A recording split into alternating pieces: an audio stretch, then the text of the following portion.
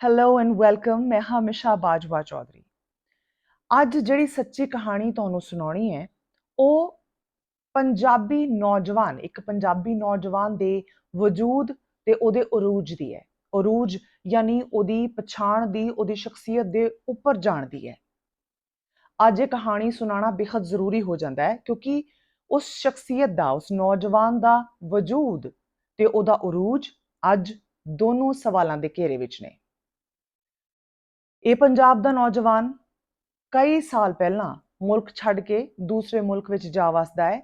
Of course ਬਹੁਤ ਸਾਰੇ ਪੰਜਾਬੀ ਨੌਜਵਾਨ ਇਦਾਂ ਦੇ ਨੇ ਜਿਹੜੇ ਆਪਣਾ ਦੇਸ਼ ਛੱਡ ਕੇ ਦੂਜੇ ਦੇਸ਼ ਵਿੱਚ ਬੈਟਰ ਓਪਰਚੁਨਿਟੀਜ਼ ਲਈ, ਬੈਟਰ ਫਿਊਚਰ ਲਈ ਇਹ ਕਦਮ ਉਠਾਉਂਦੇ ਨੇ। ਇਹ ਨੌਜਵਾਨ ਵੀ ਇਦਾਂ ਹੀ ਸੋਚਦਾ ਸੀ, ਇਦਾਂ ਹੀ ਉਹਨੇ ਕੀਤਾ।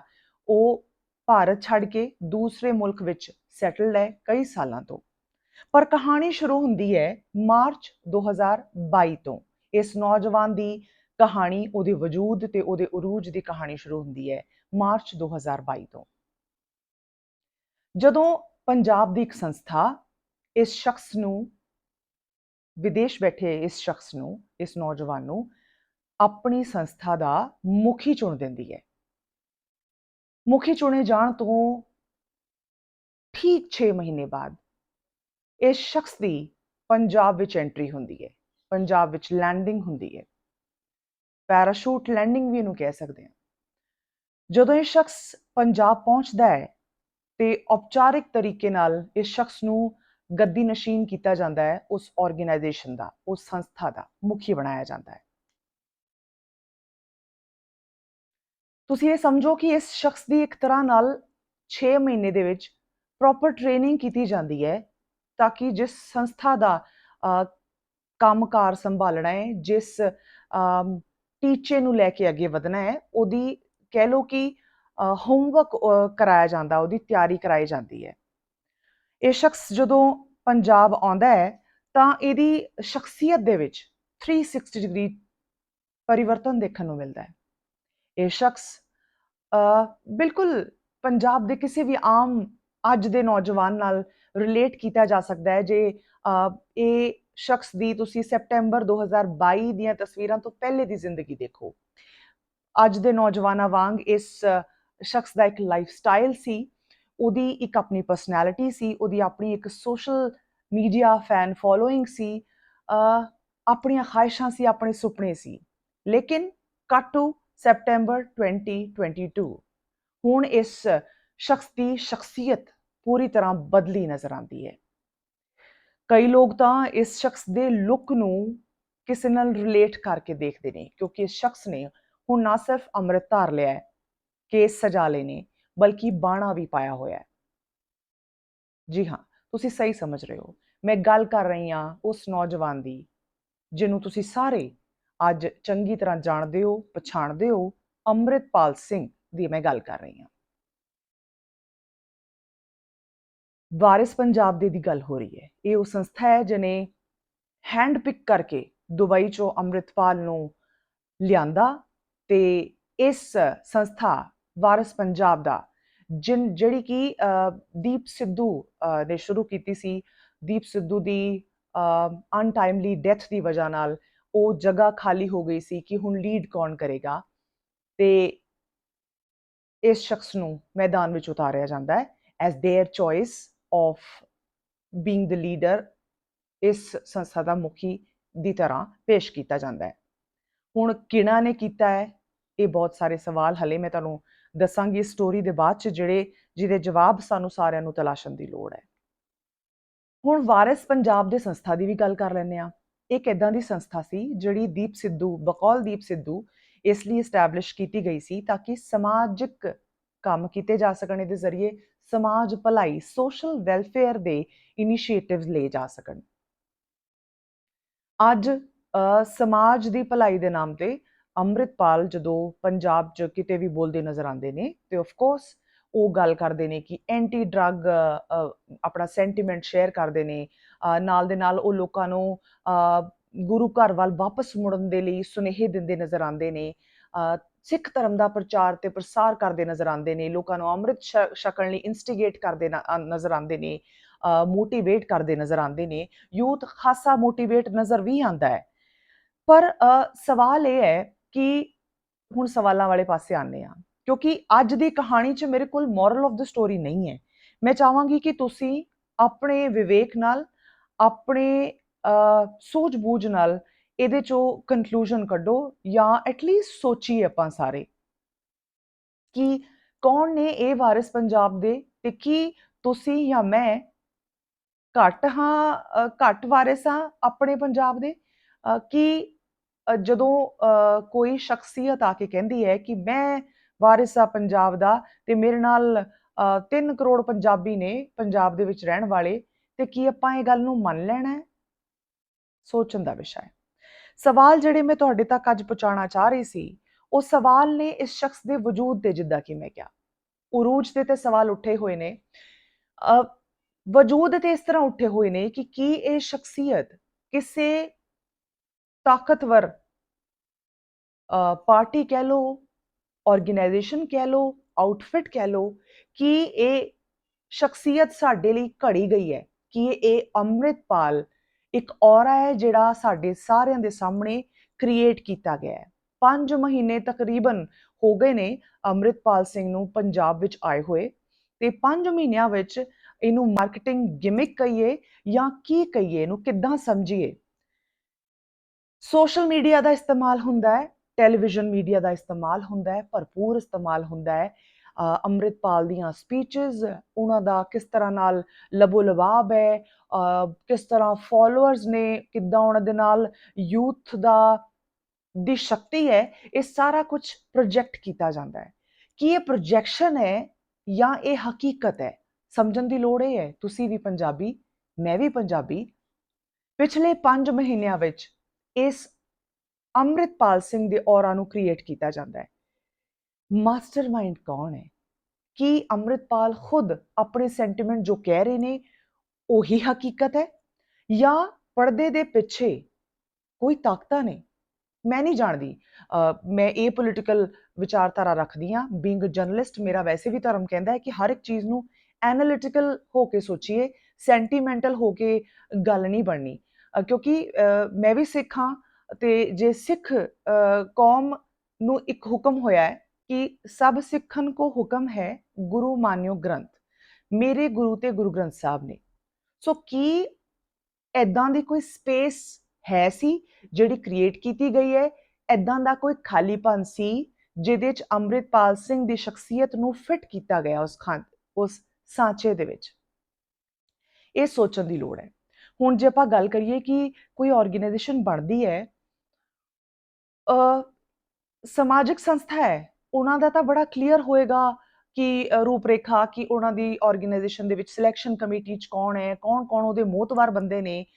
ਇਹ ਸਭ ਕੁਝ ਹਲੇ ਤੱਕ ਟਰਾਂਸਪੇਰੈਂਟ ਨਹੀਂ ਹੈ ਵਾਰਿਸ ਪੰਜਾਬ ਦੇ ਨੂੰ ਲੈ ਕੇ। ਦੀਪ ਸਿੱਧੂ ਦੇ ਰਿਲੇਟਿਵਸ, ਉਹਨਾਂ ਦਾ ਪਰਿਵਾਰ ਖੁਦ ਹੀ ਇਸ ਗੱਲ ਤੇ ਸਵਾਲ ਚੁੱਕ ਰਿਹਾ ਹੈ ਕਿ who elected or selected Amritpal? How was he selected and brought into Punjab? Who decided that Waris Punjab Day would be given away to Amritpal Singh? ਇਹ ਸਾਰੇ ਸਵਾਲ ਉਹਨਾਂ ਦੇ ਵਜੂਦ ਤੇ 5 ਮਹੀਨੇ ਪਹਿਲਾਂ ਵੀ ਖੜੇ ਕੀਤੇ ਗਏ ਸੀ, ਪਰ ਹੁਣ ਉਹ ਅਜਨਾਲਾ ਦੇ ਜਿਹੜੇ ਥਾਣੇ ਤੇ ਧਾਵਾ ਬੋਲਿਆ ਗਿਆ, ਉਹ ਇਨਸੀਡੈਂਟ ਤੋਂ ਬਾਅਦ ਹੁਣ ਇਹ ਸਵਾਲ ਹੋਰ ਜ਼ਿਆਦਾ ਕੌਂਦ ਰਹੇ ਨੇ। ਉਹਨਾਂ ਦਾ ਉਦੇਸ਼ ਕੀ ਸੀ? ਜਦੋਂ ਇਹ ਸੈਪਟੈਂਬਰ 2022 ਚ ਪੰਜਾਬ ਆਂਦੇ ਨੇ, ਉਸ ਤੋਂ ਬਾਅਦ ਦਾ ਹੀ ਆਪਣੀ ਇੰਟੈਂਸ਼ਨ ਅੰਮ੍ਰਿਤਪਾਲ ਸਿੰਘ ਦੀਆਂ ਸਪੀਚਸ 'ਚ ਉਹਨਾਂ ਨੇ ਕਲੀਅਰ ਕਰ ਦਿੱਤੀਆਂ ਸੀ। ਉਹ ਸਮਾਜਿਕ ਭਲਾਈ ਦੀ ਗੱਲ ਕਰ ਰਹੇ ਸੀ, ਮਗਰ ਇੱਕ ਤਰ੍ਹਾਂ ਦਾ ਗਰਮ ਜੋਸ਼ ਯੂਥ ਦੇ ਵਿੱਚ ਭਰਨ ਦੀ ਕੋਸ਼ਿਸ਼ ਕਰ ਰਹੇ ਸੀ। ਉਹਨਾਂ ਨੂੰ ਖਾਲਿਸਤਾਨ ਦੀ ਮੰਗ ਦਾ ਜਿਹੜਾ ਬੀਜ ਹੈ ਉਹ ਦੁਬਾਰਾ ਬੋਣ ਦੀ ਕੋਸ਼ਿਸ਼ ਕਰ ਰਹੇ ਸੀ। ਐਂਡ ਪਲੀਜ਼ ਇਹ ਗੱਲ ਯਾਦ ਰੱਖਣ ਯੋਗ ਹੈ ਦੈਟ ਪੰਜਾਬ ਦੀ ਧਰਤੀ ਤੇ ਸਦੀਆਂ 'ਚ, ਦਹਾਕਿਆਂ 'ਚ ਕਿਸੇ ਨੇ ਖਾਲਿਸਤਾਨ ਦੀ ਮੰਗ ਪੰਜਾਬ ਦੇ ਵਿੱਚ ਰਹਿ ਕੇ, ਇਸ ਧਰਤੀ ਤੇ ਰਹਿ ਕੇ ਨਹੀਂ ਉਠਾਈ। ਹੁਣ ਤੱਕ ਬੇਸ਼ੱਕ ਆਪਾਂ ਖਾਲਿਸਤਾਨ ਚਾਹੀਦਾ ਹੈ, ਇਸ ਤਰ੍ਹਾਂ ਦੀਆਂ ਮੰਗਾਂ ਕੈਨੇਡਾ, ਅਮਰੀਕਾ ਵਾਲੀ ਸਾਈਡ ਤੋਂ ਸੁਣਦੇ ਆ ਰਹੇ ਸੀ। ਇਹ ਪਹਿਲੀ ਵਾਰ ਹੋ ਰਿਹਾ ਕਿ ਪੰਜਾਬ ਦੀ ਧਰਤੀ ਤੇ ਪਿਛਲੇ 5 ਮਹੀਨੇ ਤੋਂ ਇੱਕ ਸ਼ਖਸ ਲਾਂਵ ਲਸ਼ਕਰ ਦੇ ਨਾਲ ਚੱਲਦਾ ਹੈ ਤੇ ਉਹ ਵਾਰ-ਵਾਰ ਇਹ ਗੱਲ ਦੁਹਰਾਉਂਦਾ ਹੈ ਕਿ ਸਾਨੂੰ ਖਾਲਿਸਤਾਨ ਚਾਹੀਦਾ ਹੈ। ਅੱਜ ਕੱਲ ਤੇ ਸ਼ਾਇਦ ਉਹ ਇਸ ਗੱਲ ਨੂੰ ਵੀ ਕਹਿ ਰਹੇ ਨੇ ਕਿ ਮੇਰਾ ਜਿਹੜਾ ਪਾਸਪੋਰਟ ਵੀ ਹੈ ਇੰਡੀਅਨ ਪਾਸਪੋਰਟ, ਉਹ ਮੇਰੇ ਲਈ ਇੱਕ ਟਰੈਵਲ ਡਾਕੂਮੈਂਟ ਤੋਂ ਜ਼ਿਆਦਾ ਕੁਛ ਨਹੀਂ। ਇਸ ਤੋਂ ਜ਼ਿਆਦਾ ਕੋਈ ਕੀ ਇੰਤਜ਼ਾਰ ਕਰ ਰਿਹਾ ਹੈ ਜੇ ਆਪਾਂ ਸਰਕਾਰਾਂ ਦੀ ਗੱਲ ਕਰੀਏ? ਹੁਣ ਜੇ ਸਰਕਾਰ ਦੀ ਗੱਲ ਕਰਨੀ ਹੈ ਤੇ ਫਿਰ ਸਭ ਤੋਂ ਵੱਡਾ ਸਵਾਲ ਜਿਹੜਾ ਮੇਰੇ ਜ਼ਿਹਨ 'ਚ ਆਉਂਦਾ ਹੈ ਉਹ ਤੁਹਾਨੂੰ ਤੁਹਾਡੇ ਤੱਕ ਪਹੁੰਚਾ ਦਾਂ, ਫਿਰ ਤੁਸੀਂ ਆਪ ਫੈਸਲਾ ਕਰਿਓ। ਸਰਕਾਰ ਪਿਛਲੇ 5 ਮਹੀਨੇ ਤੋਂ ਮੂਕ ਦਰਸ਼ਕ ਕਿਉਂ ਬਣੀ ਹੋਈ ਹੈ? ਤੁਹਾਡੇ ਜਾਂ ਮੇਰੇ ਵਰਗਾ ਸ਼ਖਸ ਕੋਈ ਸੜਕ ਤੇ ਆ ਕੇ ਕਹੇ ਕਿ ਛੱਡਾਂਗੇ ਨਹੀਂ, ਖਾਲਿਸਤਾਨ ਚਾਹੀਦਾ ਹੈ, ਸਾਡੇ ਨਾਲ ਧੱਕਾ ਹੋ ਰਿਹਾ ਹੈ, ਸਾਡੀਆਂ ਇਹ ਪੈਰਾਂ ਵਿੱਚ ਬੇੜੀਆਂ ਪਾਈਆਂ ਹੋਈਆਂ ਨੇ, ਕਿਸਨੇ ਪਾਈਆਂ ਨੇ ਬੇੜੀਆਂ, ਕੌਣ ਇਹ ਸਭ ਕੁਝ ਕਰ ਰਿਹਾ ਹੈ, ਇਹ ਕੋਈ ਦੱਸ ਨਹੀਂ ਰਿਹਾ ਹੈ, ਬਟ ਇਹ ਗੱਲਾਂ ਇਨਸਟੀਗੇਟ ਕੀਤੀਆਂ ਜਾ ਰਹੀਆਂ ਨੇ। ਹੁਣ ਤੁਹਾਡੇ ਮੇਰੇ ਵਰਗਾ ਬੰਦਾ ਕੋਈ ਇਸ ਤਰ੍ਹਾਂ ਦੀ ਗੱਲ ਕਰੇਗਾ ਤੇ ਸਰਕਾਰ ਫੌਰੀ ਤੌਰ ਤੇ ਐਕਸ਼ਨ ਲਏਗੀ, ਇਹ ਕਹੇਗੀ ਕਿ ਇਹ ਦੇਸ਼ ਵਿੱਚ ਅਨਸਟੇਬਲ ਦੇਸ਼ ਨੂੰ ਕਰਨਾ ਚਾਹ ਰਹੇ ਨੇ, ਇਹਨਾਂ ਨੂੰ ਦੇਸ਼ ਵਿਰੋਧੀ ਗਤੀਵਿਧੀਆਂ ਕਿਹਾ ਜਾਏਗਾ। ਤੁਹਾਡੇ ਮੇਰੇ ਵਰਗੇ ਨੂੰ ਹੁਣ ਤੱਕ ਸ਼ਾਂਤ ਕਰਾ ਦਿੱਤਾ ਗਿਆ ਹੁੰਦਾ ਕਾਨੂੰਨ ਦੇ ਜ਼ਰੀਏ, ਪਰ ਸਰਕਾਰਾਂ ਫਿਲਹਾਲ ਤੱਕ ਮੂਕ ਦਰਸ਼ਕ ਬਣੀਆਂ ਹੋਈਆਂ ਨਜ਼ਰ ਆ ਰਹੀਆਂ। ਮੈਂ ਸਰਕਾਰਾਂ ਇਸ ਲਈ ਕਹਿ ਰਹੀ ਹਾਂ ਕਿ ਬੇਸ਼ੱਕ law and order is a state subject, ਪਰ ਸੈਂਟਰ ਗਵਰਨਮੈਂਟ ਦੀ ਵੀ ਜ਼ਿੰਮੇਵਾਰੀ ਬਣਦੀ ਹੈ। ਕੋਈ ਇੱਕ ਸ਼ਖਸ ਇੰਡੀਆ 'ਚ ਬੈਠ ਕੇ ਇੰਡੀਅਨ ਡੈਮੋਕ੍ਰੇਸੀ ਤੇ ਸਵਾਲ ਚੁੱਕਦਾ ਹੈ, ਆਪਣੇ ਲਈ ਇੱਕ ਅਲੱਗ ਵਤਨ ਦੀ ਮੰਗ ਕਰਦਾ ਹੈ, ਤੇ ਉਹ ਸੰਦਿਗਧ ਨਜ਼ਰਾਨਾ ਕਿਉਂ ਨਹੀਂ ਦੇਖਿਆ ਜਾ ਰਿਹਾ? ਇਹ ਸੋਚਣ ਦੀ ਗੱਲ ਹੈ, ਕਿਉਂ ਉਸ ਪਾਸੇ ਵੱਲ ਨੂੰ ਕੋਈ ਮੂੰਹ ਨਹੀਂ ਕਰ ਰਿਹਾ ਸਰਕਾਰਾਂ 'ਚੋਂ? ਜਿਹੜੀ ਵਿਚਾਰ ਚਰਚਾ ਅੱਜ ਮੈਂ ਤੁਹਾਡੇ ਨਾਲ ਕਰ ਰਹੀ ਹਾਂ, ਇਹਦੇ ਵਿੱਚ ਮੇਰਾ ਜੋ ਮੇਨ ਸਵਾਲ ਦਿਮਾਗ 'ਚ ਮੇਰੇ ਗੂੰਜਦਾ ਪਿਆ ਉਹ ਐਜ਼ ਅ ਜਰਨਲਿਸਟ ਨਹੀਂ ਹੈ। ਮੈਂ ਐਜ਼ ਅ ਪੰਜਾਬੀ ਇਹ ਗੱਲਾਂ ਸਰਕਾਰ ਤੋਂ ਪੁੱਛਣਾ ਚਾਹਨੀ ਹਾਂ ਕਿ ਕੀ ਪੰਜਾਬ ਅੰਮ੍ਰਿਤਪਾਲ ਸਿੰਘ ਜਾਂ ਅੰਮ੍ਰਿਤਪਾਲ ਸਿੰਘ ਦੀ ਵਿਚਾਰਧਾਰਾ ਜਾਂ ਵਾਰਿਸ ਪੰਜਾਬ ਦੇ ਅੱਜ ਦੇ ਜਿਹੜਾ ਉਹਦਾ ਇੱਕ ਬਣ ਚੁੱਕਿਆ ਹੈ ਮੋਡਿਊਲ ਕਹਿ ਲਓ, ਉਹਦੀ ਵਿਚਾਰਧਾਰਾ ਅਫੋਰਡ ਕਰ ਸਕਦਾ ਹੈ ਕਿ ਇਸ ਤਰ੍ਹਾਂ ਦੀਆਂ ਮੰਗਾਂ ਕਰਨਾ ਦੇਸ਼ ਵਿਰੋਧੀ ਕਾਰਵਾਈ ਨਹੀਂ ਹੈ, ਪੰਜਾਬ ਵਿਰੋਧੀ ਨਹੀਂ ਹੈ? ਕਿ ਪੰਜਾਬ ਇਹਦੇ ਨਾਲ ਅਨਸਟੇਬਲ ਨਹੀਂ ਹੋਵੇਗਾ? ਇਹ ਮੈਂ ਆਪਣੀ ਸਰਕਾਰ ਤੋਂ ਜਾਣਨਾ ਚਾਹਾਂਗੀ, ਕਿਉਂਕਿ ਇਹ ਡੈਮੋਕ੍ਰੇਸੀ ਹੈ, ਇੰਡੀਆ ਆਪਣੇ ਕਨਸਟੀਟਿਊਸ਼ਨ ਦੇ ਹਿਸਾਬ ਨਾਲ ਚੱਲਦਾ ਹੈ, ਤੇ ਇਸ ਤਰ੍ਹਾਂ ਦੀਆਂ ਮੰਗਾਂ ਸਾਡੀ ਧਰਤੀ ਤੋਂ ਜੇ ਉੱਠ ਰਹੀਆਂ ਨੇ ਪਿਛਲੇ 5 ਮਹੀਨੇ ਤੋਂ, ਤਾਂ ਮੈਂ ਉਸ ਸ਼ਖਸ ਤੋਂ ਜ਼ਿਆਦਾ ਆਪਣੀ ਸਰਕਾਰ ਤੋਂ ਸਵਾਲ ਪੁੱਛਾਂਗੀ ਕਿ ਇਹ ਮੰਗਾਂ ਉੱਠਣ ਦੇਣਾ ਇਹਦਾ ਜਾਂ ਤਾਂ ਮਤਲਬ ਹੈ ਕਿ ਤੁਹਾਨੂੰ ਲੱਗਦਾ ਹੈ ਕਿ ਇਹ ਮੰਗਾਂ ਵਾਜਬ ਹੈ, ਜਾਂ ਤੁਸੀਂ ਇਗਨੋਰ ਕਰ ਰਹੇ ਹੋ, ਕਬੂਤਰ ਵਾਂਗ ਬਿੱਲੀ ਨੂੰ ਦੇਖ ਕੇ ਅੱਖਾਂ ਮੀਟ ਰਹੇ ਹੋ। ਮੈਂ ਆਪਣੀ ਸਰਕਾਰ ਤੋਂ ਇਹ ਜ਼ਰੂਰ ਜਾਨਣਾ ਚਾਹਾਂਗੀ, not as a journalist only but as a Punjabi.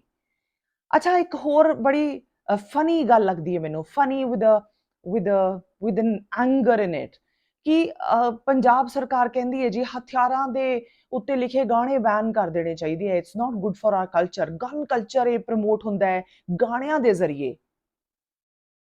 Amritpal ਤੇ ਉਹਨਾਂ ਦੇ ਸਾਥੀ ਜਦੋਂ ਤੁਰਦੇ ਨੇ ਤੇ ਪੰਜਾਬ ਸਰਕਾਰ ਨੂੰ ਜਾਂ ਸਾਡੇ ਲਾਅ ਐਂਡ ਆਰਡਰ ਮਸ਼ੀਨਰੀ ਨੂੰ ਉਹ ਹਥਿਆਰਬੰਦ ਲੋਕ ਨਜ਼ਰ ਨਹੀਂ ਆਉਂਦੇ, ਜਿਹੜੇ ਉਹਨਾਂ ਦੇ ਨਾਲ ਟੋਲਾ ਬਣਾ ਕੇ ਤੁਰਦੇ ਨੇ, ਜਿੱਦਾਂ ਪਤਾ ਨਹੀਂ ਅਸੀਂ ਕਿੰਨੇ ਕੁ ਅਨਸਟੇਬਲ ਤਾਲਿਬਾਨੀ ਐਨਵਾਇਰਨਮੈਂਟ 'ਚ ਰਹਿ ਰਹੇ ਹਾਂ ਕਿ ਹੁਣ ਸਾਨੂੰ ਵੀ ਸਾਰਿਆਂ ਨੂੰ ਇਸ ਤਰ੍ਹਾਂ ਹਥਿਆਰਬੰਦ ਆਪਣੇ ਨਾਲ 10-15 ਲੋਕ ਲੈ ਕੇ ਚੱਲਣਾ ਪਏਗਾ। ਤੇ ਹੁਣ ਕਿੱਥੇ ਨੇ ਉਹ ਕਾਨੂੰਨ ਕਿ ਗਨ ਕਲਚਰ ਪ੍ਰਮੋਸ਼ਨ ਨਹੀਂ ਹੋਣੀ ਚਾਹੀਦੀ ਪੰਜਾਬ ਦੇ ਵਿੱਚ? ਇਹ ਗਾਣਿਆਂ ਦੇ ਜ਼ਰੀਏ ਹੀ ਸਿਰਫ ਗਨ ਕਲਚਰ ਪ੍ਰਮੋਟ ਹੋ ਰਿਹਾ ਸੀਗਾ।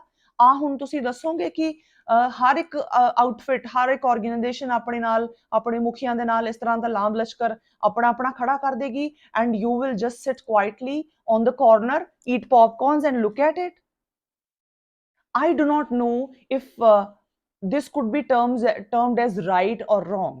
I do not know if this whole situation, the scenario, the context could be called right or wrong, kyunki har ek li your right could be right to you but a wrong to me. So let every individual decide for themselves. But ਕਿਉਂਕਿ ਅਸੀਂ ਇੱਕ constitution ਨੂੰ ਮੰਨਦੇ ਹਾਂ, ਕਿਉਂਕਿ ਅਸੀਂ ਇੱਕ ਸੰਵਿਧਾਨ ਨੂੰ ਰਿਸਪੈਕਟ ਕਰਦੇ ਹਾਂ, ਉਹਦੇ ਆਪਣੇ ਬਣਾਏ ਇੱਕ ਸਮਾਜ ਦੇ ਲਾਜ਼ ਆਰਡਰ ਤੇ ਚੱਲਦੇ ਹਾਂ, ਤੇ ਕੀ ਫਿਰ ਸਾਰਿਆਂ ਲਈ ਲਾਅ ਇਕੁਅਲ ਨਹੀਂ ਹੋਣਾ ਚਾਹੀਦਾ? ਇੱਕ ਸ਼ਖਸ ਸ਼ਰੇਆਮ ਫਲੌਂਟ ਕਰ ਰਿਹਾ ਹਥਿਆਰਾਂ ਨੂੰ, ਤੇ ਤੁਸੀਂ ਪਿਛਲੇ 5 ਮਹੀਨੇ ਤੋਂ ਅੱਖਾਂ ਮੀਟ ਕੇ ਬੈਠੇ ਹੋ, ਪੁੱਛਦੇ ਤੱਕ ਨਹੀਂ ਹੋ। I just want to know ਕਿ ਕੀ ਚਾਹ ਰਹੇ ਨੇ ਸਰਕਾਰ ਵਾਲੇ, ਕੀ ਹੋ ਰਿਹਾ ਹੈ, ਕਿ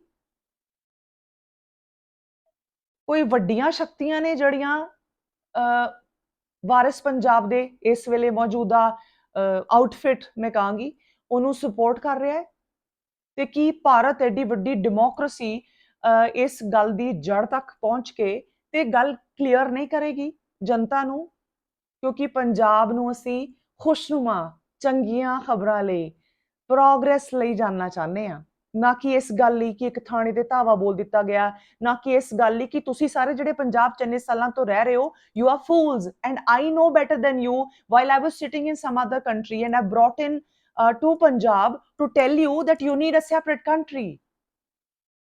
Zara socho.